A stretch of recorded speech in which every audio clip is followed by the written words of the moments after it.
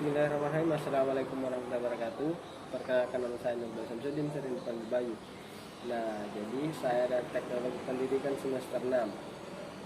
Nah, jadi saya akan menjelaskan bahan ajar model Hanafi dan PAR. Nah, jadi saya akan menjelaskan tentang bahan ajar, metode Hanafi dan PAR.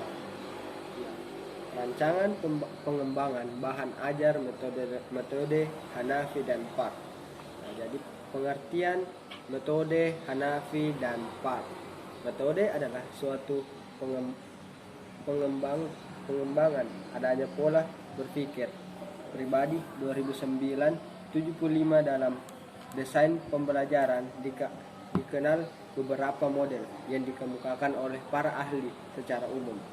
Model desain pembelajaran dapat diklasifikasi ke dalam metode berorientasi kelas, metode berorientasi sistem, metode berorientasi produk, metode prosedural, dan metode melingkar. Model berorientasi produk adalah model desain pembelajaran untuk menghasilkan suatu produk, biasanya media pembelajaran, misalnya video pembelajaran, multimedia pembelajaran, atau audio. Model Hanafi dan PEC adalah model desain pembelajaran yang terdiri dari 3 fase, yaitu fase analisis keperluan, fase desain, dan fase pengembangan dan implementasi.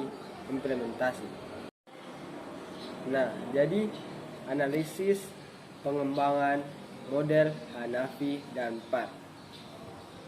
Model Hanafi dan PAR ini ialah model desain pengajar yang terdiri daripada 3, yaitu fase analisis kebutuhan, fase desain, dan fase pengembangan dan implementasi. Yang pertama itu fase pertama dari model Hanafi PAR, yaitu analisis kebutuhan.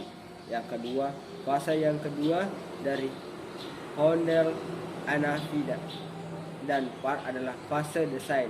Di dalam fase ini, informasi dari fase analisis dipindahkan ke dalam bentuk dokumen yang akan menjadi tujuan pembuatan media pembelajaran. Nah, yang ketiga, fase ketiga dari model Hanafi PAR adalah fase pengembangan dan implementasi.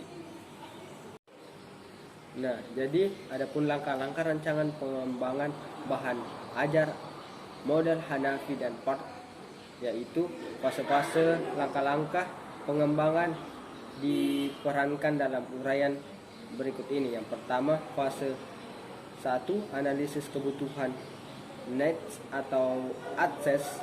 Yang kedua, fase perencanaan desain.